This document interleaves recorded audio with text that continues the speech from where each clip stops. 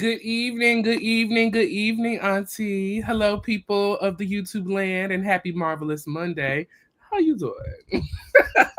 How you doing? In the name of Wendy. I guess Wendy's still locked up out there in that whatever she's at, the luxury prison. That's a shame. This is Listen, terrible. listen. We're gonna keep our fingers crossed. Hopefully, when Diddy get locked up, they'll free Diddy. Okay. Oh my God.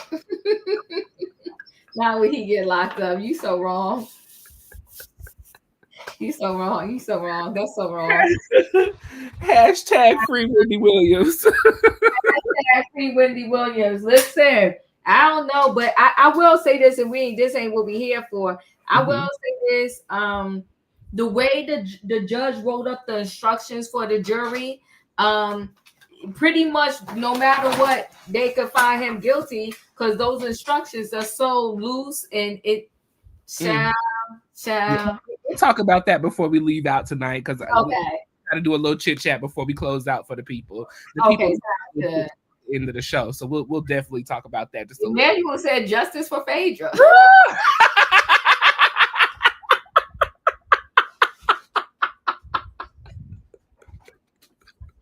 Listen, we'll get to that. I don't even know.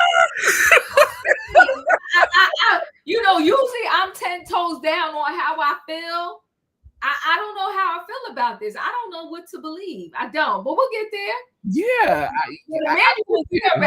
Emmanuel was there already. He said justice for Phaedra, period. Listen, Emmanuel was the first one to call out Phaedra, though. So sorry. Wait. Nina says poor Faye. Y'all better have a heart for Phaedra. Look, everybody was reading Phaedra last week. Now it's poor Faye and justice for Phaedra. Child, listen. Justice for Faye. I don't know. Faye. Well, listen, we want to welcome everybody into the building. It is Monday night. We are recapping the season finale of season 16 of the Real Housewives of Atlanta. Did I miss something? Lorraine, I don't think they got a verdict. They went home for the day. Yes, I did see that. Yeah, they went home. People went home for the day. I did see that. Yeah. But we are recapping season 16, the final season finale of Real Housewives of Atlanta, episode 17. Y'all gotta wait. Y'all gotta let us get through this. Y'all cutting up already.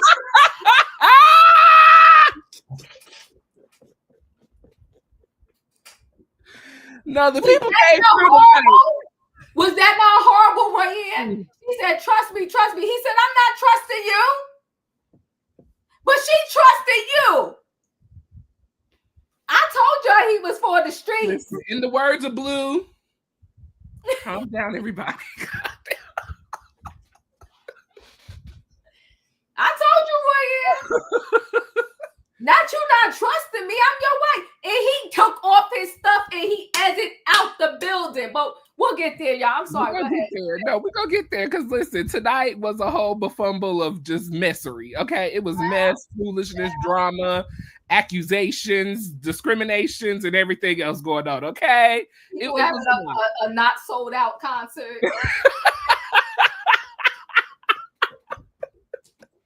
It was not a concert. She said it was a showcase. Okay?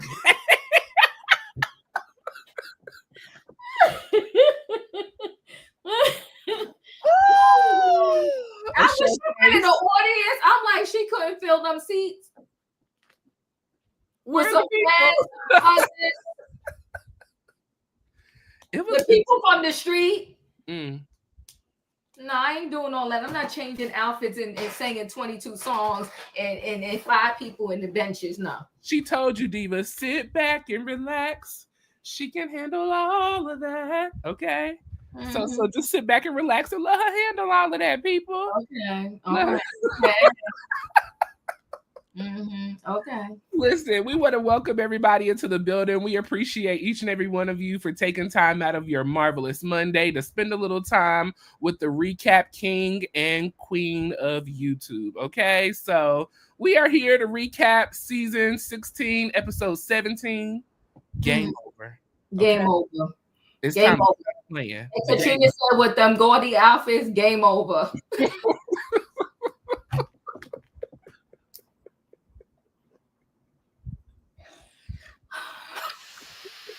Oh my God, I cannot with y'all. Listen, like I said, we appreciate y'all for joining us. We are live on both channels.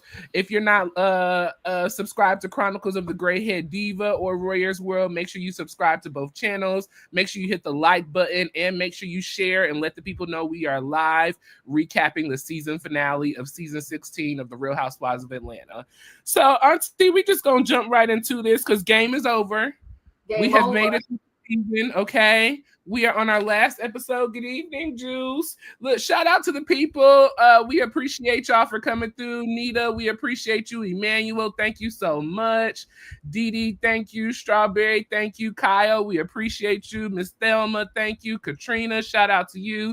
Tay Tay, to our regulars, we appreciate each and every one of y'all for joining us every week as we recap our favorite shows. So, let's get into this.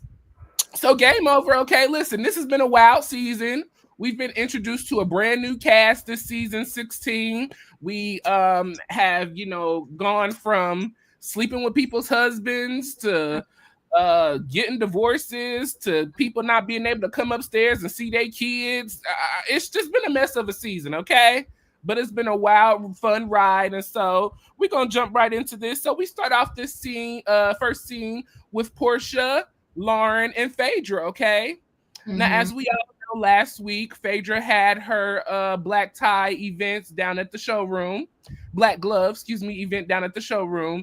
And so at the end of the scene, she did announce, unfortunately, that Porsha's cousin Lundy passed away suddenly, okay? So Phaedra is going to be assisting with the funeral. Lauren and Porsha have come over to just kind of talk, kind of work through some things and get everything finalized, if you may.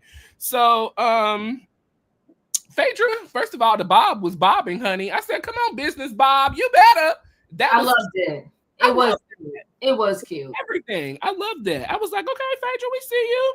So, Porsha said that she was at work working. She received a phone call that, her cousin Lundy was not feeling very well. And within the next hour or two, unfortunately, Lundy had gone on to be with the Lord. Sending our condolences to Porsha and her family. We're definitely continuing to keep y'all lifted. Porsha says that Lundy was such a giving, helpful, loving person and was willing to help anybody. She also was a part of the Hosea Williams Foundation, serving the community on a regular basis. And so she was proud to be a part of that. Porsha said that she's glad that God has given her the strength to be able to help her family, Lundy's family, to plan for all of this. Because, if you don't know, planning a funeral it's a lot, okay? Especially when you have an unexpected passing. Most people don't expect to pass at such a young age, but when that does happen, there's just so much that has to be done in preparation to get everything ready. So Porsha is just happy that she has family and God to help support her through that, and that she can be there for Lundy's mom and sister because they are really taking it hard at this time. Phaedra, like I said, she is assisting with the funeral. Phaedra claimed herself to be the head usher of heaven, okay? So you got to see her in order to get a seat in the gates, okay? Amen. Porsha does share that most of the ladies reached out to her to send their condolences and well wishes. Porsha tells us it's been a rough year for her. First she went through her divorce. Then, she couldn't film in this house that her and her ex-husband bought together. Then she had this issue with Drew working with her baby daddy. It's just been a year for Porsha, okay? And now Lundy has passed. So she's just really doing her best to make it through. Lauren mentions, in this scene that she keeps seeing butterflies everywhere she goes since Lundy has passed. She sees butterflies all the time. And so Phaedra suggested that maybe they should do a butterfly release at the day of the service in order to honor their cousin Lundy. And so Porsha said, well, are the butterflies going to fly back to their owners?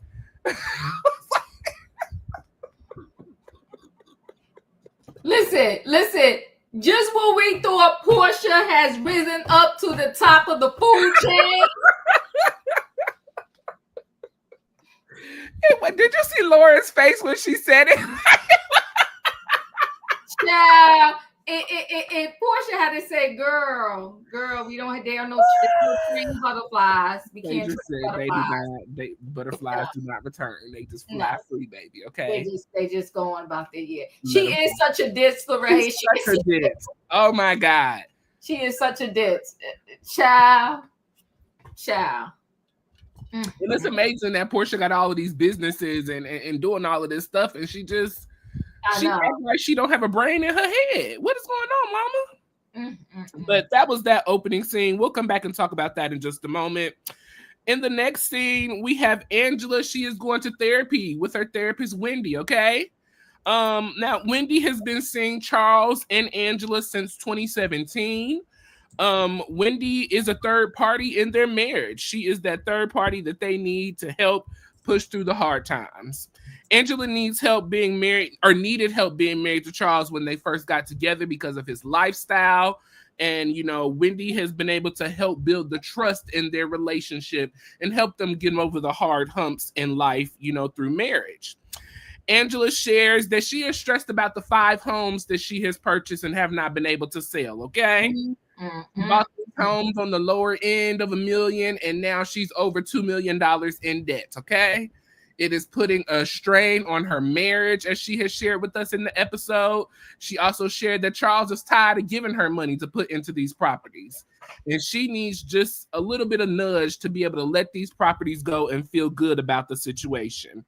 And so that was one of the reasons why she was coming to see Wendy. Angela is also concerned about the constant rumors that keep coming up about Charles and his cheating, okay? There's Wendy that, she was at an event the other day, and so with her friends, and this young man named Marcus came up and, began to say that he knows her husband, and that allegedly he was at a restaurant with another female, possibly cheating on Angela, okay?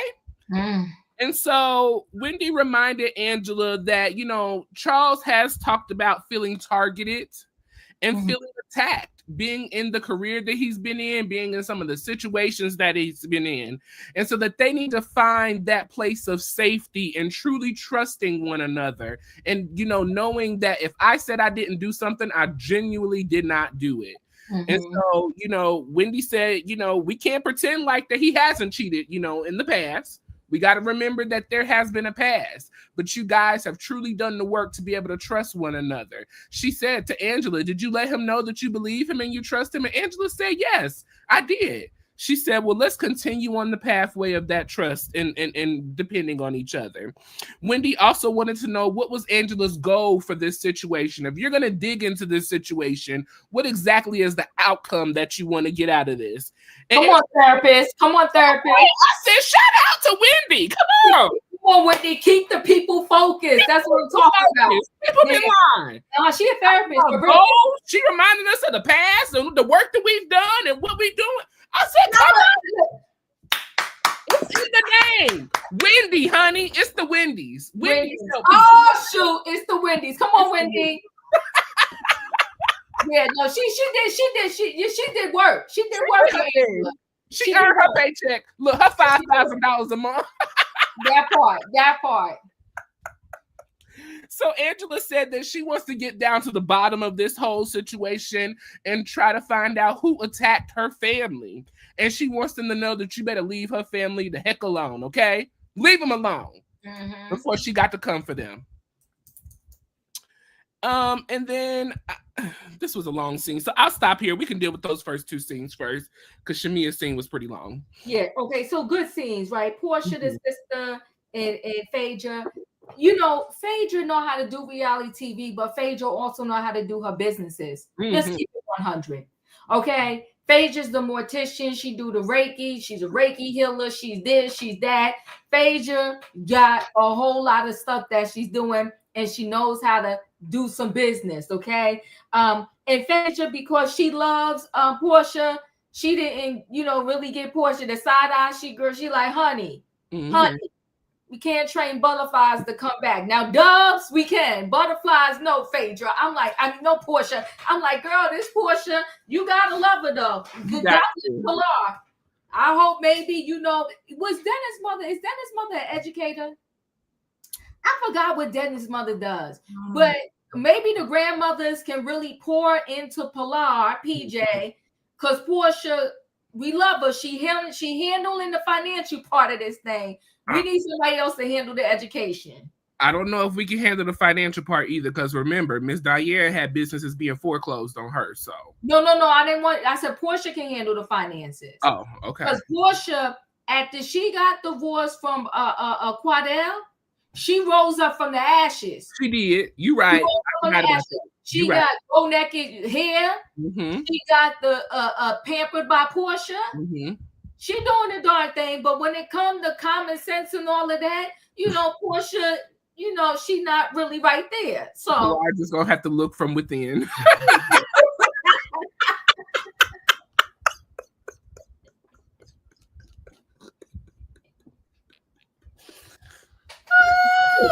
Maybe she can look to her daddy. Maybe okay. Yes, right. But I appreciate Porsha helping helping the family in this situation.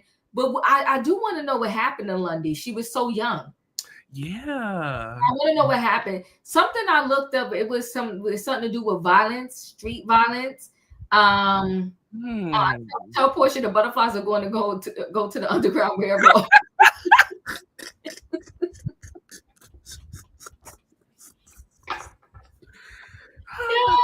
Y'all cutting up. So, I thought it was a great scene. I like the way Phaedra invited them into her home and she fed them. And you could tell that Lauren was really broken because Lauren came in. She ain't had no lip gloss on, no eyeliner. She just showed up. You know what I'm saying? So I appreciate her. And I appreciated that scene. I liked it. And again, may Lundy souls rest in peace. Yeah. And condolences to Porsha, her sister, Lauren, and just all the, Porsha's family, all of them, our condolences. Now, Angela going to the therapist. I'm going to say hands down, Angela gets the new Rookie of the Year award for her performance on this Real Housewives of Atlanta because Angela kept it 100% real. She kept it real. And I didn't need Angela to go to Wendy for me to know that they was having trouble in paradise. Because we knew when you was your 8th anniversary and you on a trip with the girls and he wouldn't answer the phone.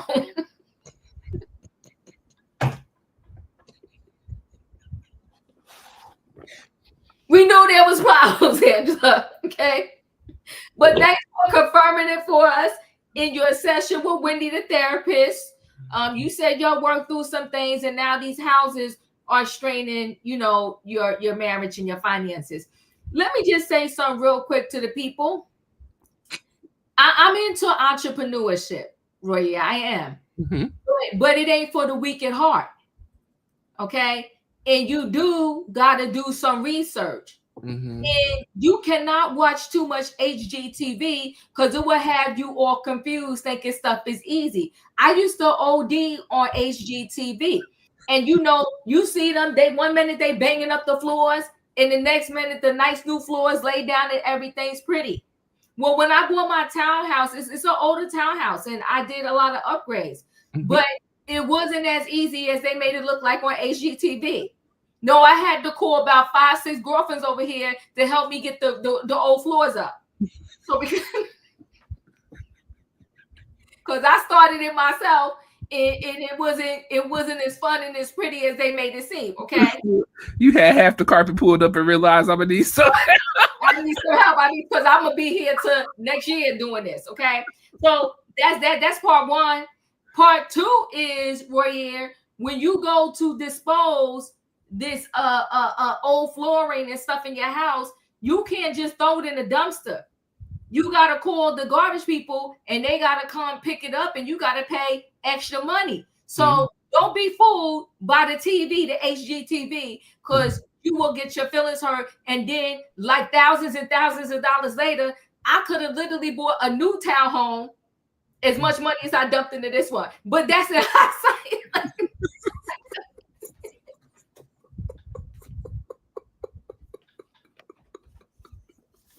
I thought I didn't have the money to go go to a brand new construction. At the end of the day, Royaire, as much money as I dumped into here, I could have bought the new construction. It just been back pretty. Well, at least but at least you're not on the foreclosure list.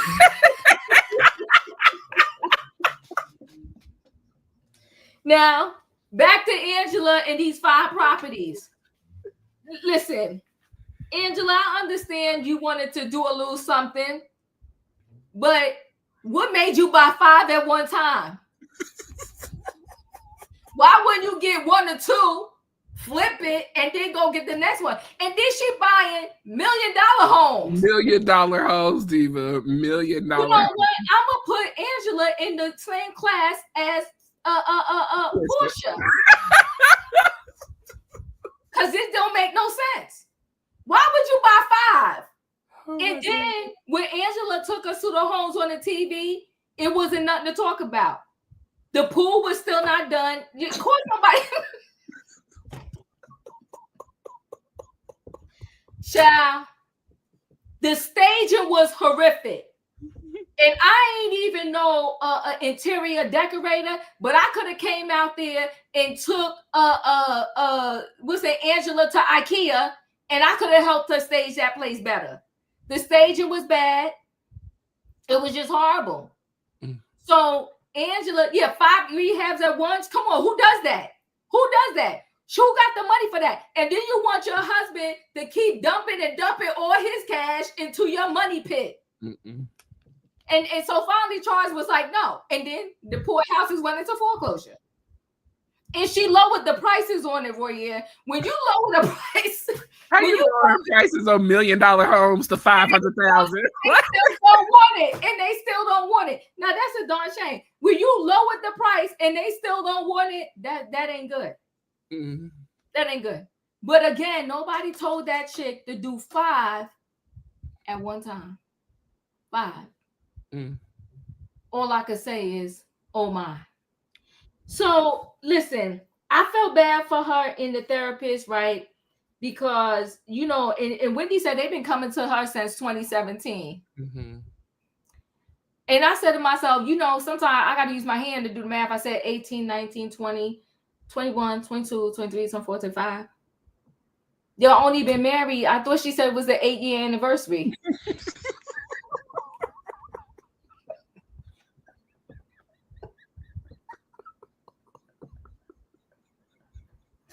I said, did I hear that right? Because I was sitting in my house like, I said, what? I said, did they come off the honeymoon and go straight to Wendy?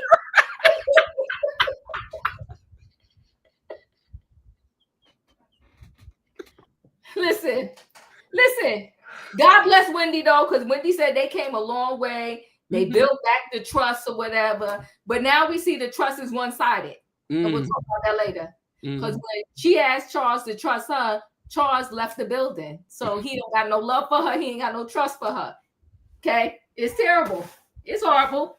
But those were some good. They opened the gate with those 2 scenes. And those were good scenes. And really poor Angela, she crying. Now, I didn't finish the interview with her and Carlos King. Oh, yes. What question do you have? No. We'll I'll talk about. I want to finish it first, then we'll talk about it. But she talked about how she just wasn't used to glamming up, and she had to get real wigs and stuff to be on the Real Housewives of Atlanta. Angela just wasn't ready, but I still love her. Yeah.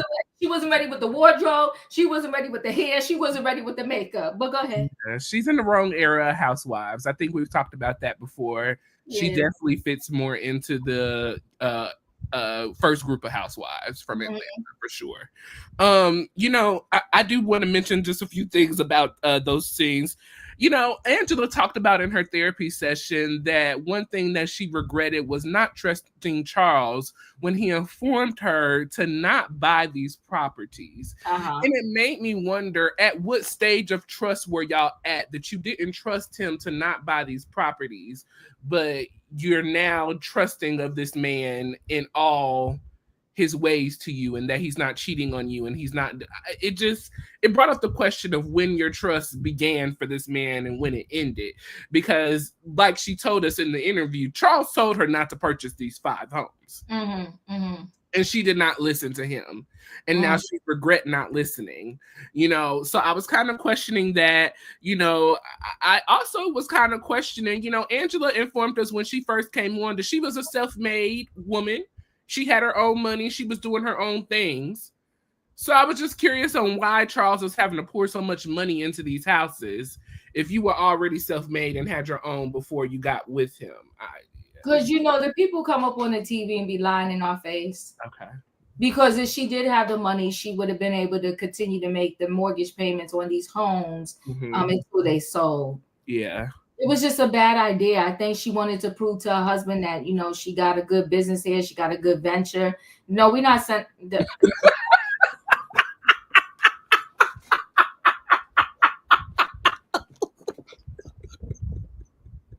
Let me stop. Shout out to Dr. Heavenly University. Yeah. Teach her some business, Heavenly. Help her out. Help the child out. But yeah, I was just curious about that. I was just like, interesting. I also, just like you said, thought it was interesting that they've been seeing Wendy for 17 years. Now, in the past episodes, Charles did not seem very excited to talk about therapy, or it didn't even seem like he was going to therapy. So I would love to know at what stage that they were both going, and how is Charles feeling now that he's been in therapy and, seeing things from a therapist. I just wanted a little bit more from that, but it was a good scene overall. Truly, truly good scene. Thank you. She said, Diva, Angela says she bought the houses from a foreign investor and the investor bailed out. Angela possibly told Charles that the investor will pay her back. Thank you for the super chat. You know what? Either way, she's foolish. Like, why would you buy 5 at one time? Ain't nobody going to get me caught up with my money. Yeah. $5,000 a month for 17 years, for 8 years. They've been in therapy for 8 years since 2017. And she's 5, and they pay her $5,000 a month. Well, I need to go to therapy. I need to be a therapist. I think she said she sees her every other week, twice a month. I think it was. And for twice a month, child, she getting paid. Well, see, they probably pay out of pocket because they're not, Right. Yeah, right. So just a thought. But those were those two scenes. So we'll move on to the next. Next up, we got Shamea Showcase. So as we all know, Shamea's been talking about her music all season long. She dropped her first single on March. I want to say like the first or second week of the episode. And so here we are. She has got a full album out. And so she is ready to showcase her music, people, okay? So Shamea has invited all of her close friends. She's invited execs to come and hear her perform. Shamea has said back in the 90s and in the early 2000s, you had to put together, a song and meet with producers and meet with all of these people to try to get people to hear your music, and then hopefully you'll get signed and all of this. Well, now in the age and day of social media that we are in, you can put together your own show and invite the people to come out. And Shamea has the money to do so. And so she did, okay? So, Shamea is in the back. She's practicing with her BGVs, background vocals, okay? And they sounded good. The background people sounded real good. I said, okay, y'all better sing, girls. Everyone showed up except for Porsha to the event. Unfortunately, Porsha, is still dealing with the loss of her cousin.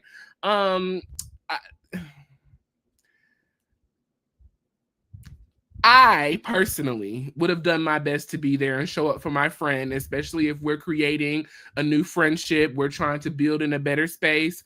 I would have at least showed my face. That's just me, though. That's just who I am.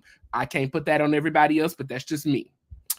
Drew came, and Drew was there because she feels that she is the constructive criticism singer of the group. She is the best vocalist in the group, and so she's here to give her constructive criticism to Shamea, okay? Now, Phaedra is hoping that Kelly and Brit can move on from their issues. They did both come to the event. Kelly, walked in and sat. Brit came in, spoke to everybody except for Kelly, and, she went and sat on her little side. Kelly feels that, Brit has not showed her the same support that she has showed Brit during her hard times. And so Kelly at this point is done with their friendship. She has moved on and she's besties with Shamea now. And she is here supporting Shamea all the way home. Okay. I did see that Miss Pat was hosting the show for Shamea's showcase. I thought that was super cute. We did get to have a moment with Shamea's daughter coming out on the stage and telling a little joke to the people. That was super cute. Shamea, she was very nervous. You could tell. She didn't sound her best, at the beginning, but she worked her way through the show. She said that she has not been on stage in 20 years to perform. Now, to me, if this is your craft, if this is what you love to do, if this is what you enjoy, over the years, you would think that you would be practicing and continuing putting in the work so that you could be that breakout star. But hey, everybody has their own road, okay? Shamea, she played the piano. She looked beautiful. She had beautiful background settings. I mean, it was a whole full production. You could tell that Gerald put a lot of money into this event, okay? He put a whole lot of money into this event. From his, what's his little company? What does he do? HVAC? HVAC. You muted. He does HVAC. So, the ladies were all very supportive. Phaedra, Drew, Kelly, and Angela, they all went, and Brit, they went after the show and sat or stood around at the table waiting for Shamea to come through. Angela shared with the ladies that Charles Oakley's foundation is hosting a gala coming up soon, and so she wanted to make sure everybody was invited. They want to raise, $50,000 to be able to feed 100,000 people. Charles's foundation is to help feed underage kids, and it's been in existence for 8 years now. The ladies said that they will all be there to support Angela. Kelly said, if you want me to put it on my social media, I can definitely do that. Brit said, oh, the page with your fake followers. And so Kelly said, oh, I didn't know I was being stalked on social media. And Brit said, well, we had about the same amount of followers. And then all of a sudden you jumped up, 80K followers, it was just super weird. Angela said, well, listen, I just want everybody to share and support, put it on whoever's page, and everybody come and support the event, okay? Shamea finally came out and she addressed all of the ladies and thanked them and, honored them for coming. Phaedra gave her some flowers. They were very supportive of Shamea. Shamea, after that, she pulled Brit to the side. She wanted to have a little... You muted. You're muted. I'll give her this. She told everybody to go ahead on. She said, go ahead on. Then she pulled it to the side. Yes, I'll give her that. Go ahead. About their business.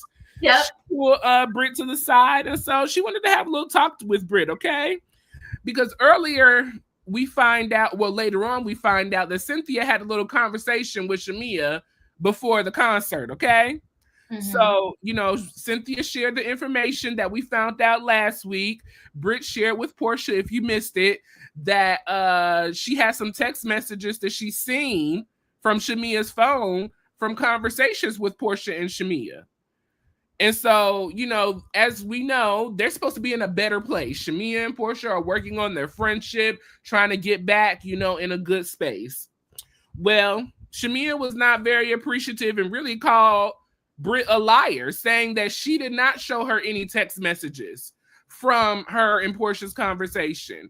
Brit did say, well, you have talked to us about Porsha, and it was pretty much the same thing that we've been hearing all season, which we heard from Drew and Angela, is that she just feels that Porsha doesn't support her, she's not a good friend, just kind of some of the same stuff, okay? Shamea said that, she was a liar. She never showed any text message, and she feels that Brit is jealous because Kelly is no longer her friend, and she's friends with Shamea now. Brit said that she has no reason to lie. She did see those text messages, and, she thought that Shamea was really a good person, but obviously she's not, and that Shamea is the one that's the liar because she thought that she was really going through when they came back from their trip and her daughter wasn't doing well. But she later finds out that she was just fine because she was taking shots with Kelly, so there was no real issues. At that point, Shamea kind of got upset and low-key lost it, because now you bringing up Shiloh. And we all know that the kids are supposed to be off limits. We can talk about anything and anybody else except for the kids, okay? So, they're taking shots back and forth at one another. Shamea calls her a pill popper. Brit says that Shamea is she sleep with people in their marriages and then she cheats on her husband. I mean, it was a whole hot mess. Shamea said, girl, whatever, stay, do your thing, pill popper, I'm leaving. And so she walks out and moves on from that scene. In the next couple of scenes, we have Kelly. She is waking up her twins for school. Wait, don't do those real quick, because I'm gonna forget Roya. Let me get with the scene right here. First, let me say this. I feel like when they do these little scenes like that you should have had that room packed out. I don't care if you got to call the fans ahead of time and have them sign the paperwork that they're going to be seen on TV or whatever, and they can't cut a fool, but you need to have the place packed out. That's number one for me, especially since you did a whole mini concert.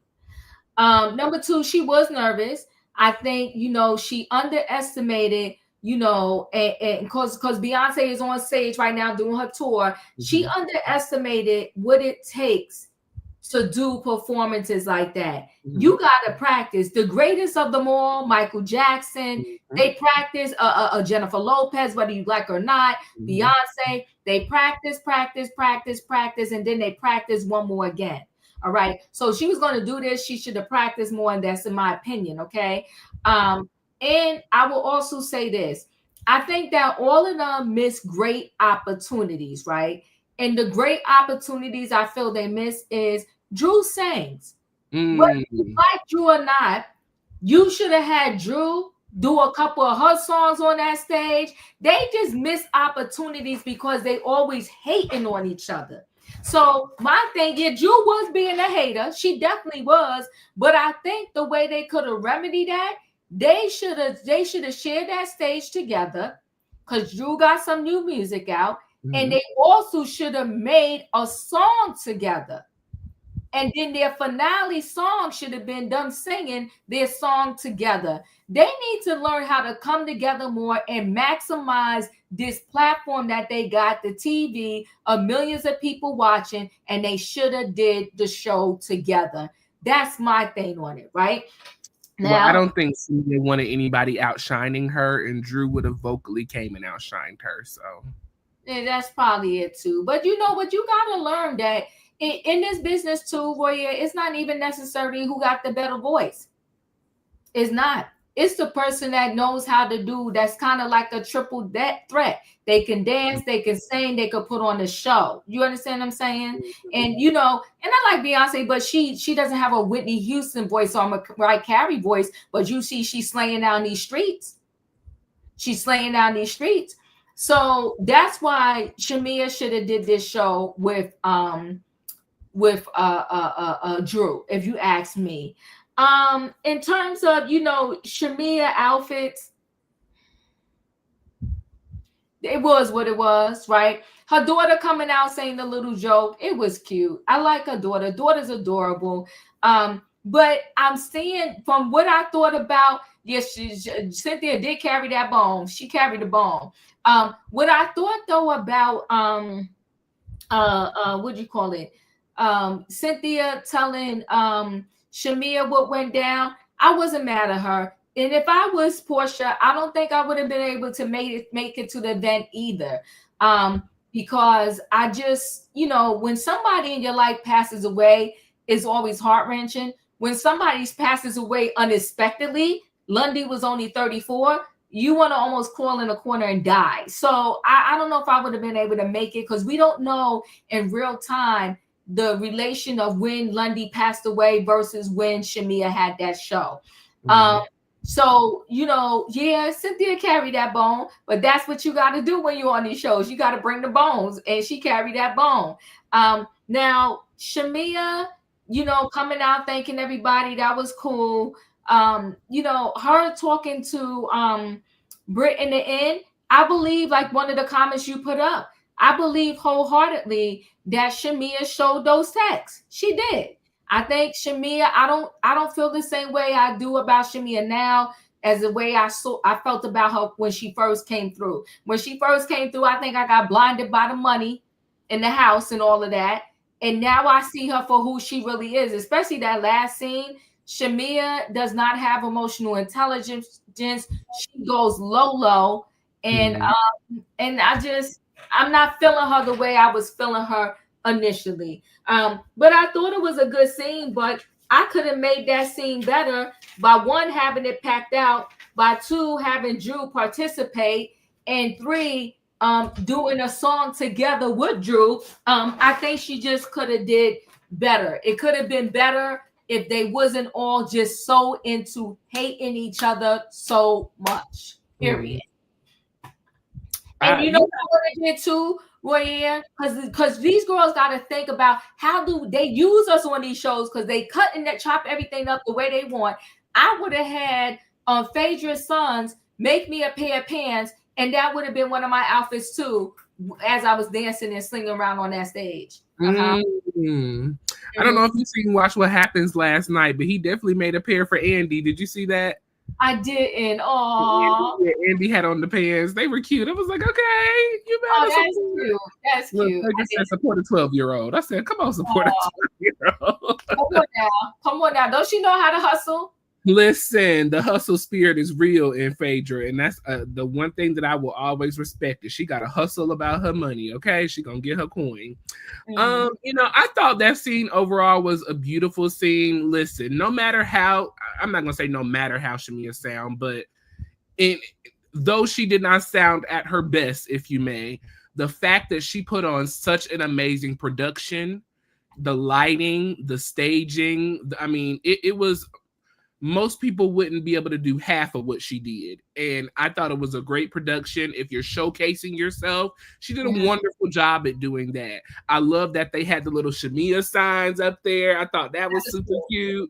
I mean, she really put real effort and real thought into this. She had different backgrounds for different songs. I mean, I'm going to give it to Shamea 100%. If you're going to put together a showcase and put together an event, that is how you do it. She did that. She definitely did. She did a wonderful job.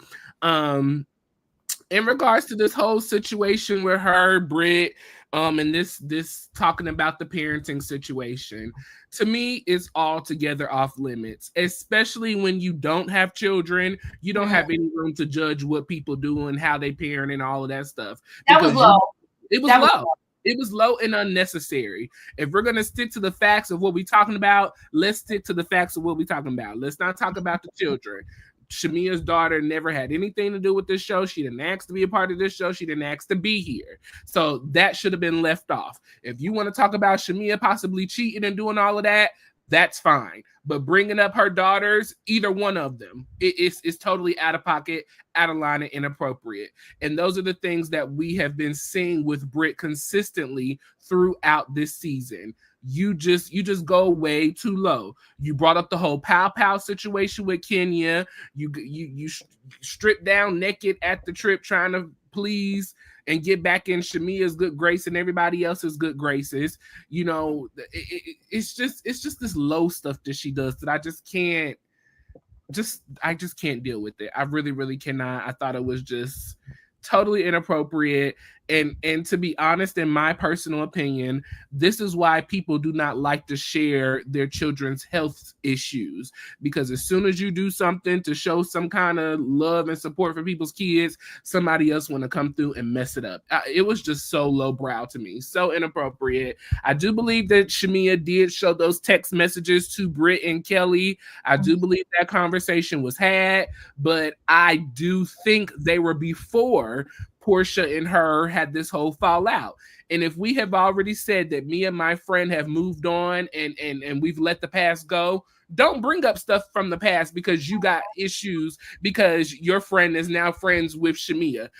It was just out of pocket and out of line, unnecessary, and it just didn't need to be done. If she didn't bring that up to Porsha and Cynthia, we wouldn't even be here having the conversation. But I do respect that Cynthia went back and told Shamea, because as Cynthia said, I don't never like being blindsided about information that people know. Let me know, okay? Don't blindside me. So I do appreciate Cynthia letting Shamea know what was said, in my personal opinion. So those are my thoughts on that scene. Anything else? You know, I think you hit the nail on the head. It's she went low with the kids, right? Mm-hmm. She went low with the kids, and she went low with the kids. I don't even know what else to say. Like, to me, you And don't it's more so that she went directly there. You didn't even talk about the husband first. You went directly to right. her parenting, and like, why it was just unnecessary. Because you didn't have nothing else to read her on. Yeah. So when they don't know how to read, they just go. She reminds me of a Marlo in that sense. Marlo didn't know how to read. So Marlo will always go gutter because she really didn't know how to read. And I mean, if the best you could come up is she's faking about her kids. Like, come on now, don't do that. Who's going to fake about their kid? Like, nobody's going to do that. She, and listen, regardless, this girl love her kids. I don't know. I have yet to see anybody on these reality shows that really just don't like their kids, unless you talk about Jackie from the Real Basketball Wives. Okay, that's different. But other than that, I feel like these people, they're doing the best they can with their kids, and I didn't like that. Yeah, she went right for the juggler. I didn't like that at all. But I also think to myself, like, Shamea was lying. Yeah, I do too. And that's why she told everybody else to go away. Because if Brit was standing there and Brit would have heard, and Brit might have had to say, like, nah, even though she's, I'm not saying Brit, I meant Kelly. If Kelly was there, even though her and Brit are not in the good place, I wonder what she would have said. She would have stood 10 toes down with Shamea. No, she would have stood 10 toes down with Shamea. She would have. She really would have. Yeah, and it's a lie because I do believe she showed them texts. I do too. How else would she know? Because Porsha said, well, it wasn't from my lawyer, it was from my therapist, and that's love. So how would she even know about texts if Shamea didn't show them? And even if she didn't show them, you definitely talked about them. You talked about it. Yeah. For sure. So yeah. Whew, what a messy scene. So I'm gonna speed it up because we got a ways to go. So Kelly, she goes and wakes up her daughters, her twins, for school. She's singing to them.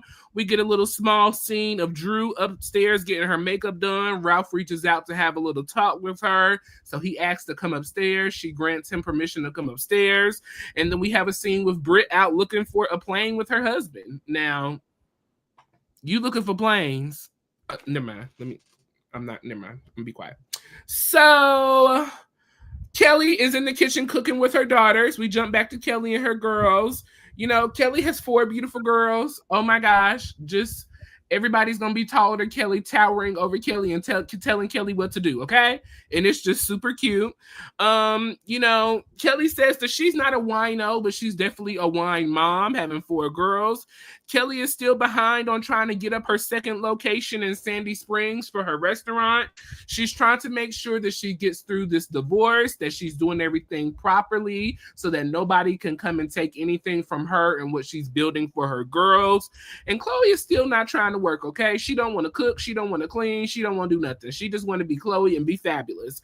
And I ain't mad at her, honey. Listen, your mama brought you into this world to be pampered as a princess, so keep the ball rolling, okay? Ralph and Drew, they have a little sit-down conversation. So as I said, Drew grants Ralph permission to come upstairs. As we all know, Ralph lives in the basement. As Drew is coming into the scene, Ralph is sitting on the piano playing just so ever beautifully. I said, okay, you know what? Ralph, he tricked Drew right into that marriage. I believe it. This man is fine. He can play the piano. He can talk a good game. I mean, he set her up and she fell for the okie doke because I would have fell for it too. So I ain't even mad at you, Drew. I totally understand. Okay. I hate that it came to what it was. Yes. And he claims that a lot of her scenes were staged, and I will honestly say I do believe that. Now, do I believe that he never cheated and all that? No, I do not. But do I believe that a lot of stuff they exaggerated once he did cheat or whatever, and a lot of her stuff was staged? I do. I think that this reality TV, I think you do have to be careful when you marry. Well, go ahead. Go ahead. And I think it was staged because he was off doing his own thing throughout this marriage. So we had to play like we was together. Because if you remember when they first came on, they were this holier than thou family, and we love each other and we cover for one another and we pray and all of this stuff. And now look where we are, a hot mess. Okay. Right. So the kids are away with Drew's mom at this time while Drew and Ralph are trying to work on everything with their final divorce. You know, Ralph wants to be able to communicate more with the children. He wants to spend more time with them during the school week. As we all know, because of the court order, Ralph is not allowed to see the children except for the 2nd and 4th week of the month, and Drew has the 1st, 5th, and 3rd. Okay. Ralph wants to be able to have a healthy co-parenting relationship with Drew. They were able to have a marriage together while it lasted. You know, they were able to parent well together in the marriage, but now he wants to be able to have a good co-parenting relationship with Drew. Ralph claims that because of the court order, he can't be as involved as he would like to be. Drew told Ralph, you know, I would never let you not see your children. I would never let you not be involved with your children. Their children need their father. So all you have to do is ask permission. And I'm willing to, you know, do whatever you would like as long as we are on good terms and in a peaceful place. We can make that happen. You know, Ralph said that he was good. He wants to be good going forward. He wants everything to just be solid. He wants to work on building a good co-parenting relationship. And Drew said the same. So hopefully, as well, in real time, we know that that's not happening, but you know, it was a good idea to talk about it, at least to try to get on a good space of co-parenting. And then I'm gonna throw this scene in here as well because all of this was just jumbled together. Phaedra goes out on a date with Chi-Chi. Chet. I was trying to remember what his name was in the first. It was Chet, right? Yeah. Okay. So, you know, they've been dating for 4 months. She met him at Letitia's dating event. And so they've just been dating, you know, ever since. You know, Phaedra calls him the dark, lovely gentleman, a young whippersnapper. You know, they went to build a charcuterie board together. They were sitting, just talking and flirting and doing their little thing. Phaedra lets him know that there is an event coming up for the gala of Charles's Oakley Foundation. She asked him to come and be their date. He said yes. They kissed, and he said, "Do you remember the first time we kissed in Miami?" And she said yes, on a private jet. I love a private jet. So it made me think, was y'all first kiss that same day that you jumped on the PJ and left Married to Medicine? I said, okay, Faye, we see you. So they kissed some more. She said, "Ooh, we got to get up out of here. Let's go." So that was the ending of that scene. Right. And then we could stop there because the next 2 scenes we'll throw together. Okay, so Kelly waking up the twins and the whole scene with her family, her sister coming over, adorable, cute family. I love it. You know, and you know, I think in real time her restaurant has opened, but again, entrepreneurship is not for the weak. So blessings to her and her restaurant and all of that. Not mad at her at all, right? And just a cute family, cute scene. Love it, okay? Drew and Ralph, this was a good moment for them. The kids was with, you know, her parents. He has to ask to come upstairs. Hilarious. But you know what? But overall, I thought that was a nice scene because finally we got to see a real nice moment with them. I don't know how long it's going to last and if it did last, but I appreciated the scene a whole lot. I really, really did, Royaire, because I feel like when you no longer can get along, but you had children, find a way to co-parent nicely. For the love of the kids, forget about y'all. And he's right. We made deals and kind of agreements as a couple, but now we got to make agreements as co-parent. And I like it. And I hope it works out for them. Brit and her husband in that private jet, they just wanted to give Brit a scene, you know, because you didn't bring money. And, you know, I don't shame nobody for this because I said this in real time, but you couldn't even really give no money for the donation. But now I was going to say that, but that's why I was like, let me be quiet. But now you going looking at a whole private jet. Okay, I said, okay, whatever. Whatever with them. And listen, Phaedra, she know how to do reality TV. So it is what it is, you know what I'm saying? And she had her scene with her man, and she told her man, "You got to come with me to this charity event." And listen, he's a good looking piece of chocolate. I'll give him that. Okay. And you know what though? Let's do this. He know how to do reality TV too, because he playing it up for the screen. Give it up for Shay. Okay. And he looking good doing it. Yeah.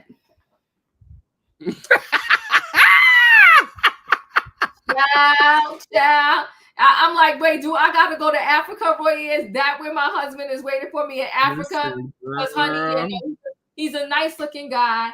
And whatever they doing it well together. Go ahead and keep playing it up for the TV. Holla. Period. They did that.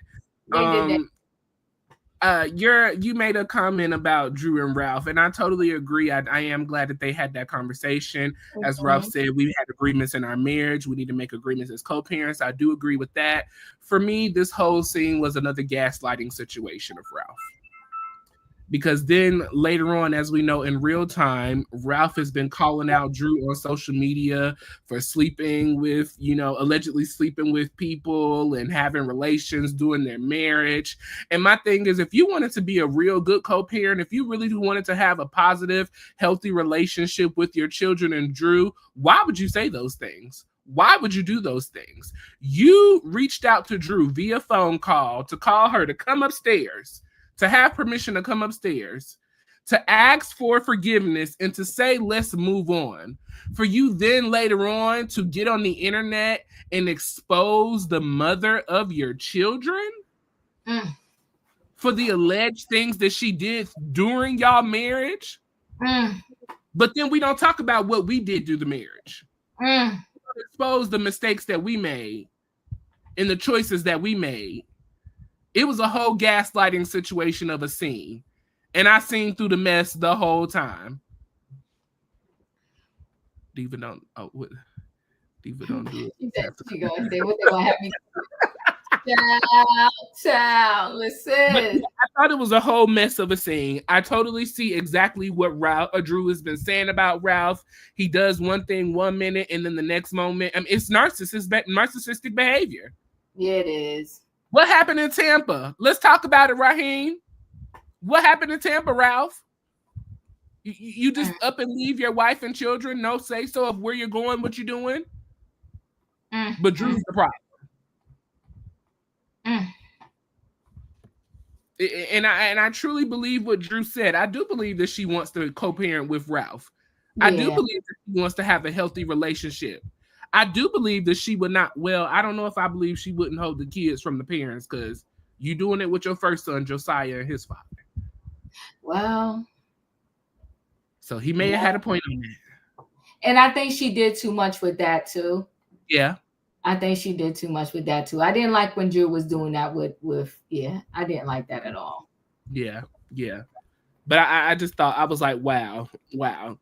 For her to, try to really come to an agreement with you and to be in a good space. And then we see in real time now that you have just completely bashed this woman. It was just unnecessary, totally unnecessary. Phaedra and her scene, let me tell you something. Phaedra makes me cringe sometimes. Because when we were introduced to Phaedra, she was the church lady with the church cloth who was so holier than thou. And now we just have a woman who's just... She's doing the most. Doing the most. I mean, Phaedra was on Instagram twerking this weekend. Down at the Atlanta birthday. I was like, girl, who is this woman? Who is this lady? But she does TV and she does it very well. She looked fabulous in her blue dress. Her man looked fabulous. I love a good charcuterie board and some wine just like Phaedra. So I was here for the whole scene. I said, yes, girl. Get your check for your 10 days, okay? Get your check. Get your check. So, next up, we have Brit Edie. Her family is all coming over. Diva. Would you marry someone and you don't know their in-laws, their mom, their dad, their siblings? Well, I would not, but listen, you can't be judging me. I'm over here single. You know, but you single because we got good sense in our heads. I would not do it. But for real, I know people that have. Because they like, I ain't marrying the family, I'm marrying him. And I'm like, wow, okay. He is the I family. couldn't do it though. Know who he is, you got to bring the family. That's what I said. I couldn't do it personally, but hey. Well, all of the family have come together. Brit says it's been over a year since all of her sisters were together in the same room. Brit's mom is now living with Brit and Mike. Now, Brit says that they have a much better relationship now that dad has passed on. They've been able to come together and have a good relationship. All of Mike's family came over. They all chit-chatted and greeted one another and hugged, laughed and talked and played. And so, Mike and Brit wanted to let everyone know that they are moving forward with their ceremony. They're going to have their ceremony, and they want to invite everyone to the ceremony. And then after the ceremony, we'll be having children. Okay, so that was that little scene. Was there anything you wanted to talk about in that? I mean, it was a cute scene. She got a lot of family. I like that all of them came together and had this dinner. You know what? I know a lot of people just don't like Brit. I don't dislike her. I think that she had a rough go because they were all mad that Kenya had to go. And I think once Kenya was gone, she didn't get a fair shake. They just did not like her. They was mad at her. So I don't hate Brit. And I liked her family scene. And the fact, you know what, this pill popping thing, I think is messy. It's just messiness. But overall, I'm gonna be honest with you. The most I could say about that scene is I thought it was cute, but I love family. I love family. I love family gatherings. I love everybody piling up trying to find a seat so they can sit down and eat, and the different conversations that are going on. I just love family. So yeah. I love family. I just don't know the genuineness of it. And not seeing your siblings in over a year, and now everybody's coming together. Unfortunately, I do not like the way that Brit was portrayed on this show. I'm gonna say that. I'm trying to get away from stopping to saying that I dislike people, because I don't know these people to really dislike them. Right. I don't like the way that she was portrayed on this show, and I don't like the way that she handled herself in a lot of the situations that she was in. And it was very repetitive in the way that she handled herself. She just always went directly straight to hell. She never tried to kind of even out, slowly work her way down. I mean, she just always went straight down, from Kenya to Kelly to Shamea. It was just always straight to hell. Never no even ground. And so I see possibly, don't know for sure, but I see possibly why her and her mom didn't get along. I see possibly why her and her sisters have not had the best relationship. I mean, Brit is just that girl, as I've been saying all season. If it ain't about her, it's an issue. It's an issue. I will say this, though, honestly, I think, like I said, I really think Brit just had a hard way to go. And I will say this is where I agree with Kelly. Kelly was there for Brit to the bitter end, and Brit wasn't there for her. The one moment Brit could have been there for Kelly, she wasn't. And that I didn't like. Well, Emmanuel, your MVP did not show up for the reunion, so she couldn't have been that MVP. Oh, my. Because the MVP shows up all the time. Oh, my. But anyways, so we're going to move into our last scene of the night for the season finale. First of all, before I get into the whole scene, I thought this was a very beautiful event. Hello, Zena. Thanks for joining us. Listen, y'all, make sure you're hitting that like button. We appreciate you. For those of y'all who are just joining in, we are live on both channels. So make sure you hit the like button on both channels, and make sure you subscribe as well. So, this event was very nice. I thought it was very well put together. The people showed up. I love when people have foundations that help those in need. And there are so many young people, older people, middle-aged people of all kinds who need to be fed, who do not have the proper means to be able to feed themselves and take care of themselves. And so the fact that Charles and Angela have taken the opportunity to take advantage of the money and the success that they have to help others. It is a beautiful thing. So I thought the night was very beautiful. It looked very nice. They were honoring people at this event, those who are giving back to the community. So before I just go into this, I just want to say shout out to Charles Oakley, shout out to Angela Oakley for doing a wonderful job at hosting this event, though it ended straight in hell, but we'll get there. Okay. So, the Charles Oakley Foundation Gala is tonight. This has been in existence since 2017. So it sounds like maybe Charles got with Angela and Angela said, hey, you need to be out here doing some community work and helping the people. Okay. So go, Angela, for helping your man support the people. Now, their goal tonight is to raise. You stupid. I'm just saying, the woman always comes through and helps the man. Facts. Okay, so shout out to Angela. We got to give her her flowers. So, the funding for tonight's goal is to raise $50,000. Okay, Cynthia is here looking fabulous. Shamea, I didn't really care for the outfit, but okay. Baker's dress was cute. I did like Brit's dress. I thought it was very beautiful. She fitted very well. The ladies just came out and supported this event. Now, Cynthia was looking for Angela, and so was Charles. Well, where do we find Angela? Angela is in her hotel room talking to Drew on the phone, trying to see where Drew is and has she left on time. And they're trying to get this little plan together because they got a plan for after the foundation and after the event to tear some stuff up, okay? So, Drew says that, she just left the house. She's on the way. She's got everything in motion, and so we find out in this scene that Angela and Drew actually went to go meet with Marcus and another gentleman to find out who put him up to bring in this information about the alleged cheating to Angela at Kelly's event, okay? So, they were sitting at the table. And so Angela said, I need you to give me the information now. You want to write it down? Here you go.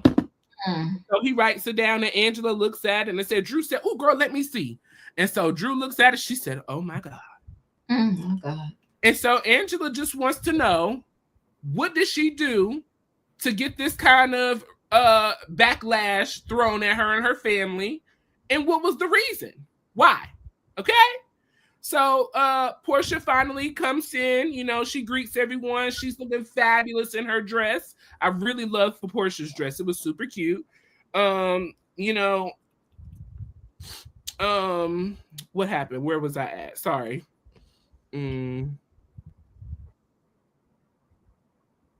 She was not worried about Shamea.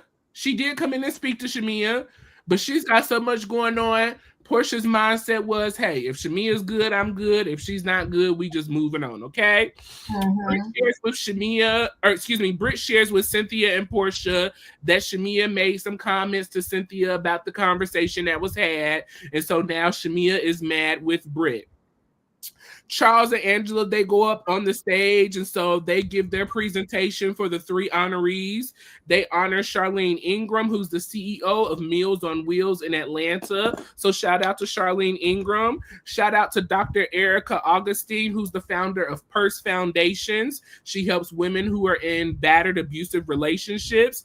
And then shout out to the honoree of the night as well, Miss Porsha Williams herself. I didn't see any plaques or anything. They did have plaques. There was a lady in the back standing behind them that was holding plaques. I did to the honorees get their plaques. I think Porsha may have handed hers over to somebody, after she got off stage. But I did see that they had plaques. And so Porsha was honored for the Hosea Williams Foundation, which is her grandfather who helps to feed the homeless in Atlanta. So that was beautiful. I love that they did the honorees for those who are out here doing the work in the community. Porsha got very emotional during that time. She got on stage and she mentioned her cousin Lundy, who had recently passed away. And Angela did thank Porsha for showing up during this time. Though it is difficult for Porsha, she wanted to still honor her. And so Porsha gave this honor to her cousin Lundy, as Lundy also worked with the Hosea Williams Foundation every day to do what she could to help the community. Porsha had to step out after that moment because she got very emotionally overwhelmed with just the loss of her cousin and thinking about all of that. All of the ladies went outside and, to support Porsha. They patted her face, rubbed her back, were really there speaking words of encouragement to her during this hard moment. Shamea said that she hates that her and Porsha is really in this space right now, but she's going to be here for her friend. She's never had any bad will or intentions for Porsha, and she hopes that going towards the future that they can be back to where they were originally, because she really feels that Porsha is her person. The ladies then go back into the... I don't want to break up with you, Shamea. Listen. The ladies then all go back, they finish off the night. And so now it's time for a little sidebar conversation. Angela lets Drew know, hey, get the ladies together because it's time to talk, okay? So they all went into the couch and sat down. And so Angela brings, up the moment that we've all been waiting for, okay? So as we all know, last week at Kelly's event, Marcus came through. He tried to talk to Angela. She really wasn't hearing it. Marcus then goes to propose a toast for Angela and her husband cheating on her. Kelly was in the midst of that toast, so it looked very suspicious to Angela during that moment. And so Angela brought up, hey, Kelly, this gentleman was at your event. I thought it was very suspicious that this information came to me at your event. You were in the corner toasting this man, and so I thought that maybe you had something to do with this. In the moment, she also said she thought Brit had something to do with this because her and Brit have had some struggles throughout the season. And Brit said, listen, I'm a married woman. I would never want that kind of karma on me, and I would never do you like that. And so Angela said, well, after many searches me and Drew did, we've come to some conclusions. And Drew has figured out what all went down. And Drew took her moment to get up and go get our special guest for the night. And who was it? Marcus himself. So Marcus sashays over, greets all of the ladies, greets Angela. And so Charles loses it immediately, okay? He said, oh, hell no. What's he doing here? Who invited him? He got to get the hell out right now. We're not having this. Not up at my event. Not today, okay? Charles lost it. And so Marcus has to walk off because Marcus said, listen, I don't want nothing to do with this. It is what it is, okay? I apologize. He apologized. Well, before he apologized, Angela went running off and said, hey, you leave him alone. Leave him alone. Leave him be because he's got something to say. Security let him loose and Angela grabbed him by his arm. Charles said, you a lucky man. You are very lucky because you lucky. He said, don't touch her, Angela. Don't put your hands on him now. Leave him alone. Angela said, trust me. Trust me. Charles said, no, we ain't trusting nothing. She said, trust me. He's got the answers, okay? Charles said, I'm not dealing with this foolishness. He unpacked his mic. He went up at it. He said, come on, security, let's go. And he left the building, okay? Charles left his wife with a stranger. Okay. In the room. So they all sit down with Marcus. And so Marcus says, well, listen, there's somebody in this group who does not like Angela. And so everybody said, well, this is very vague information. Who is it? And so he looks over and he says, Phaedra. And Brit said, no. Phaedra did not do that. And, Diva, that moment stuck out to me very peculiarly that Brit was so ready to stick up for Phaedra and say that she did not do this. Interesting. You know who did this. Interesting. It was very interesting. So, Marcus said that Phaedra is called the Godfather of Atlanta. And Phaedra... Not the godmother, the godfather? The Godfather of Atlanta. Okay? You stupid.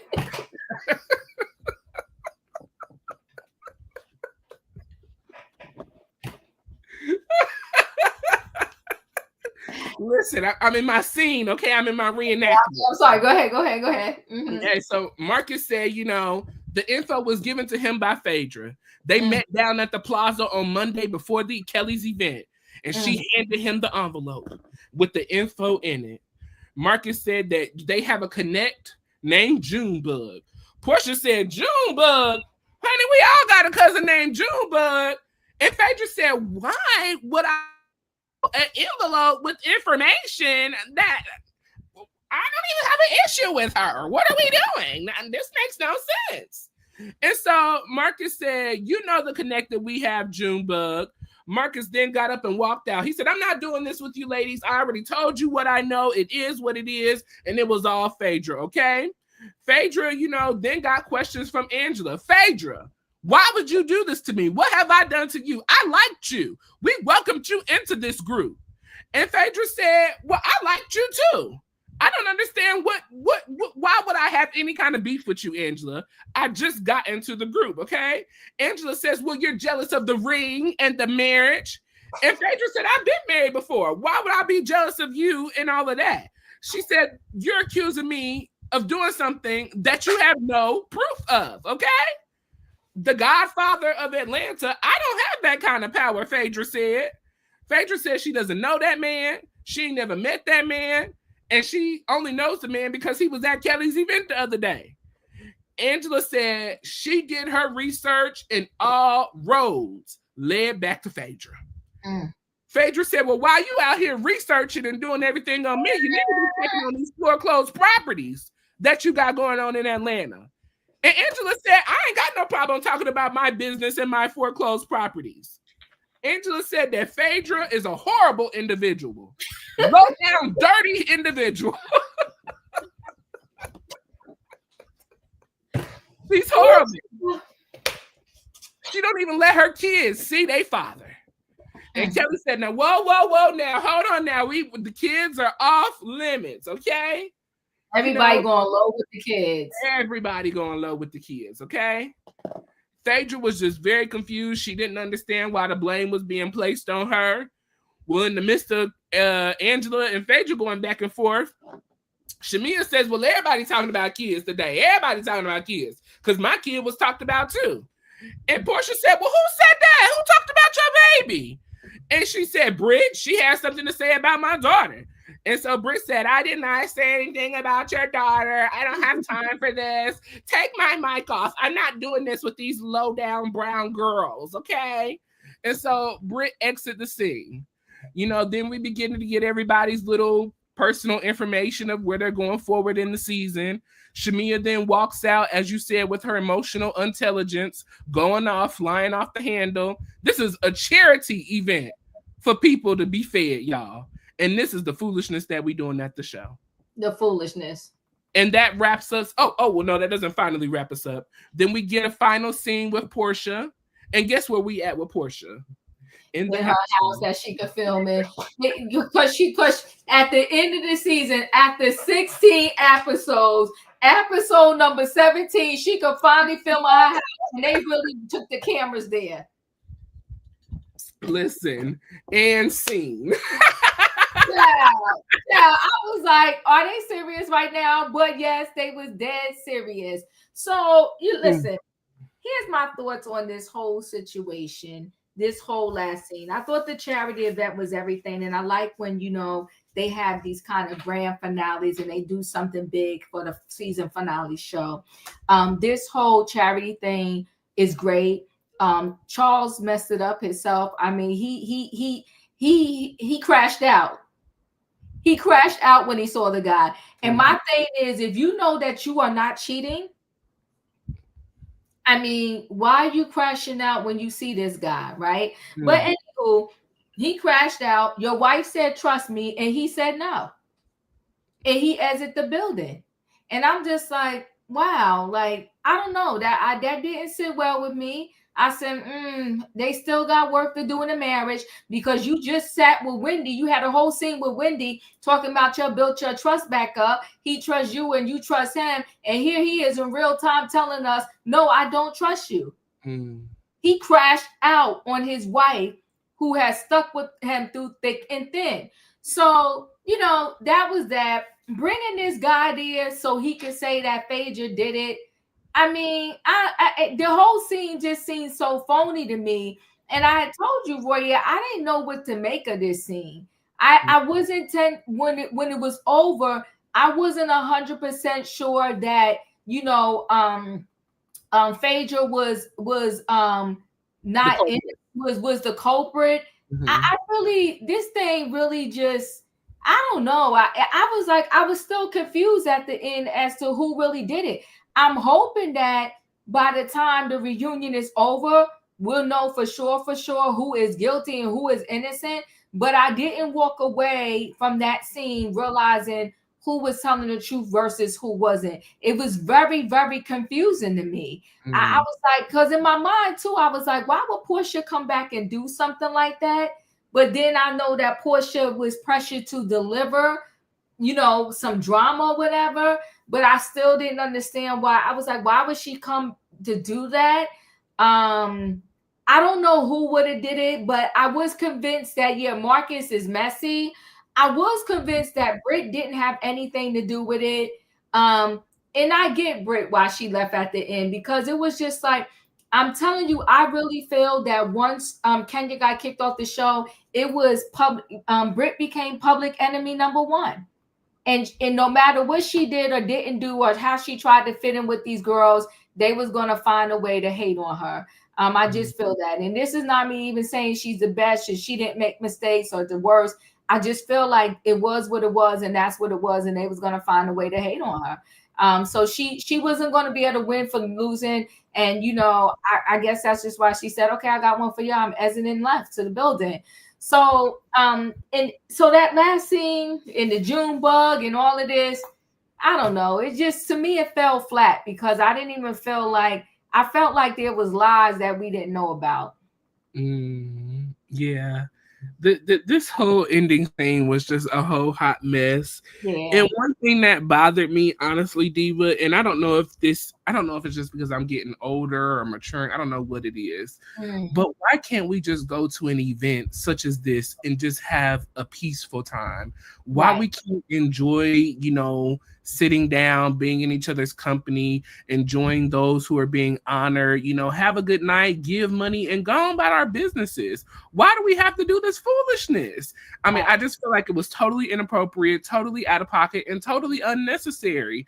Angela, if you truly know that your man is not cheating on you, stop feeding into this mess. The more you feed into it, the more you give it life, the more people are going to talk about it and come up with this foolery.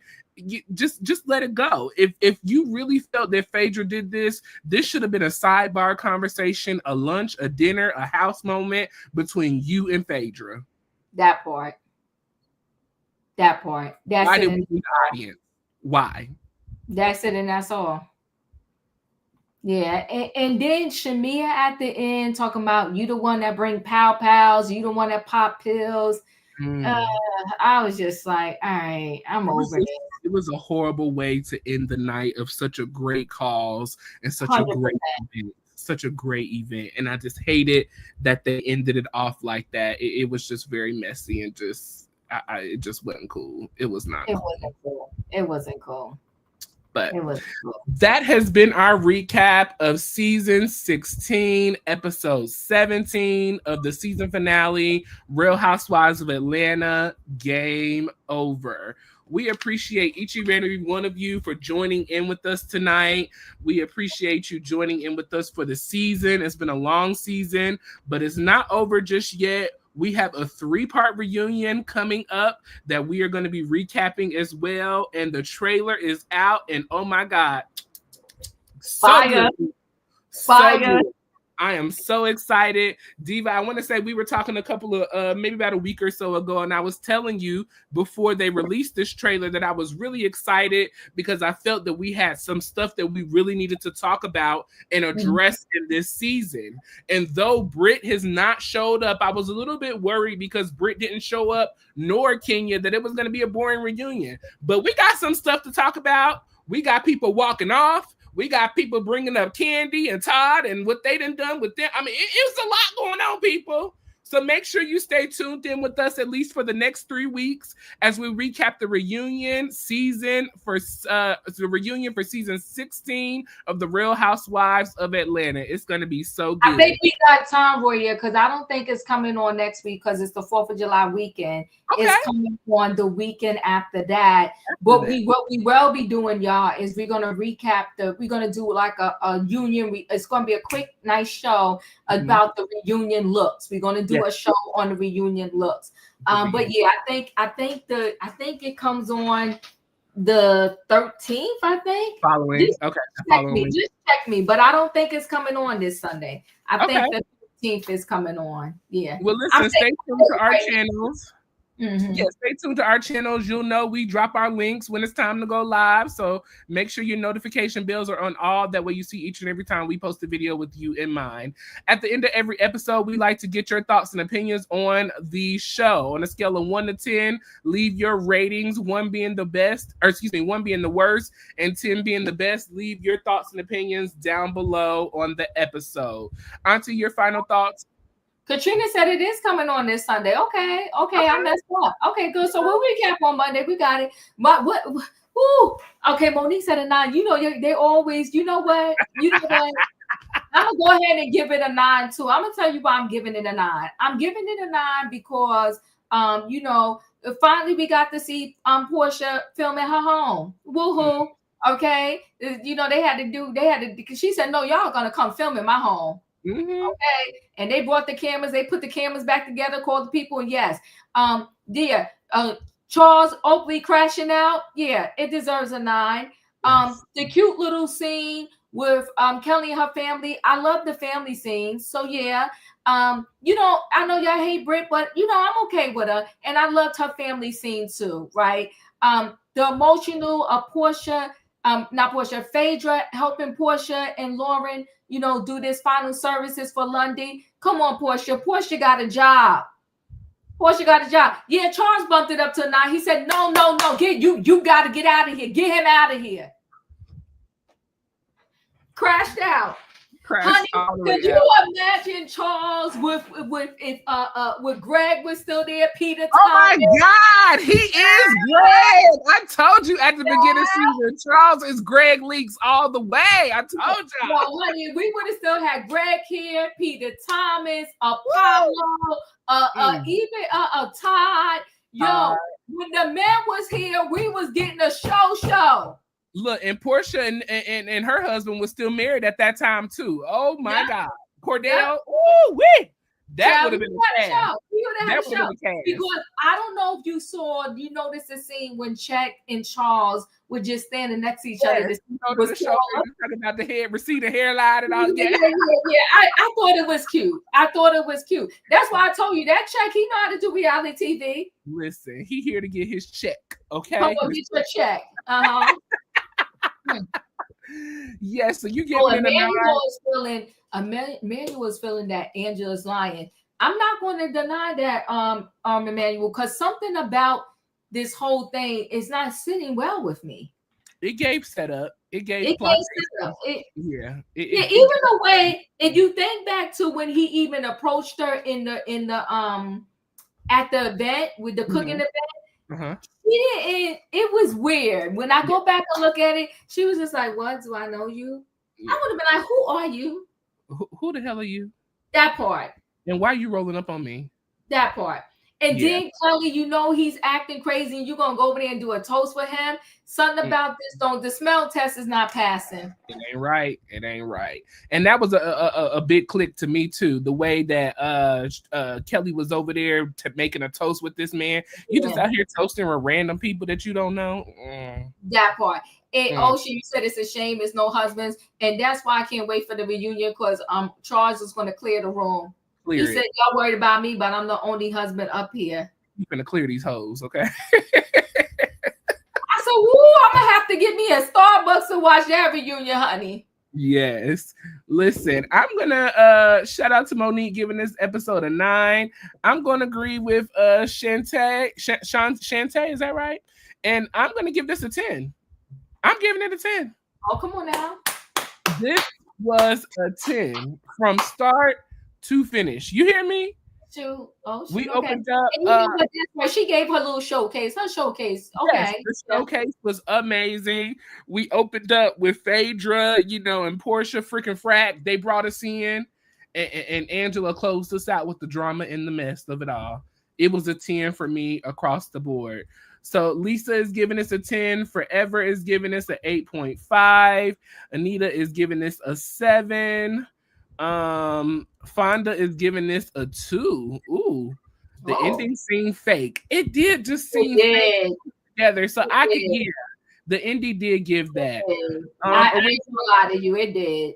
Yeah, original is giving us a 7.5. Tanya is giving it an 8. Spar is giving it a 9. Lorraine is giving it an 8. Let's see. Greg 2.0. I said that at the beginning of the season that he reminds me so much of Greg. So yes. Ocean Dreaming is giving it she went from a 7.5 to a 9. Okay. Come on now, Ocean. Come on. Emmanuel gave it an 8. Angela stopped lying and trying to frame Phaedra. Okay. Snoopy gave this a 9. Angela gave this a 7. Raheem, he said 10 for Charles, 9 for the episode. Yes, 7 for the season. Okay, all righty. Karen Huger has 5 months left.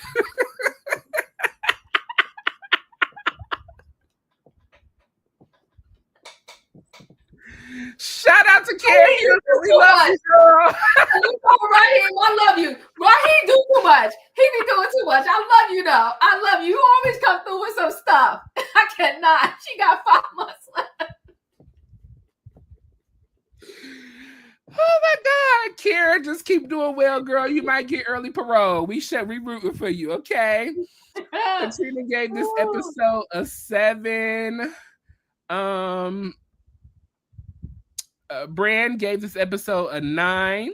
And Nita gave it an 8.5. Well, listen, we appreciate each and every one of y'all for joining us in the conversation tonight. This has been an excellent season 17. Started off very strong. I got a little weary in the middle, but they ended it off very, very well. So I'm super proud, and I am excited about the reunion coming up. So tomorrow we are going to do our recap on the Real Housewives of Atlanta season 16 looks. So make sure you join us for that. We'll talk about the couch placement of the ladies sitting down. And just a little short show. So make sure you join us for that tomorrow. Also, make sure you join us on this week as well for our recap of Next Gen NYC. We are 4 episodes in. It is such a good show. So make sure you join us for that. Yeah, oh my God, I'm loving it so much. Make sure you join us for that. Also, I am going to be recapping Ashanti and Nelly's new show on my channel. So make sure you check out my videos for that. I watched it on Sunday. Me and Diva kind of took a little glance at it, and so it was a show. It was a recap of Ashanti. Listen, and Nelly. When I only saw one episode, Royaire saw all of them. Yes, and they tearing that TV down. Yes. It was so good. So good. So good. So support Royaire, y'all, please. Thank you. Listen, we love and appreciate y'all. If you did not, Royaire, we ain't hating over here. Shamea, I don't care. I know it's Shamea's showcase, but you can have a guest singer at your showcase open up for you while you still backstage getting dressed. Yeah. You got somebody open up for you. Say, for my showcase, Drew is open up for me. Me and Royaire, we share. So go over there and support him for that Nelly and Ashanti show, because I'm telling you, I saw the first episode and it was good. I enjoyed it. I liked it. Because, honey, she ain't let nothing happen to that KK. That's the baby. She will cut you. And Nelly is jealous of the baby. So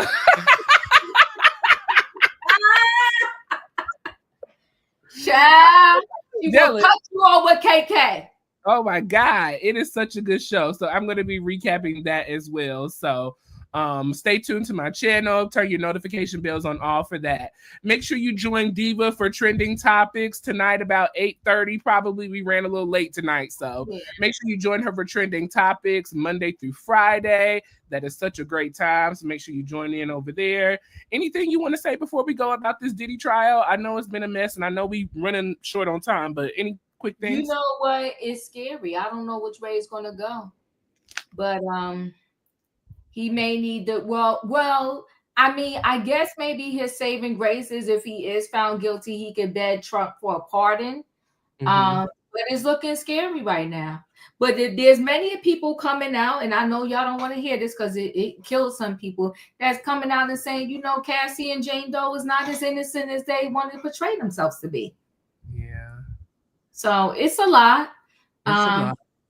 Emmanuel, they did not come to a verdict today, but the rumor has it that they're not going to go past the 4th of July holiday, and the courts is closed on Thursday. So I'm thinking by Wednesday, Diddy either will be at the barbecue or he will be, you know, in cell number 319. Not at the barbecue. One or the other. He either gonna be at the barbecue for the 4th of July, seeing the fireworks at, you know, his Miami mansion, Star Island, looking at the stars, or he gonna be in cell number 319. I don't know. He missed Juneteenth, so maybe he can be out to celebrate the 4th of July. Right? I know. Listen, y'all, make sure you hit the like button on Chronicles of the Gray Head Diva and Royaire's World. Make sure you subscribe to both channels. Make sure you turn your notification bells on all. That way you see each and every time we post a video with you in mind. We will see you guys tomorrow for our reunion look recap for Atlanta, and then later on in the week for Next Gen NYC. We love y'all. We appreciate y'all, and we will catch y'all next time. Good night and goodbye, everybody.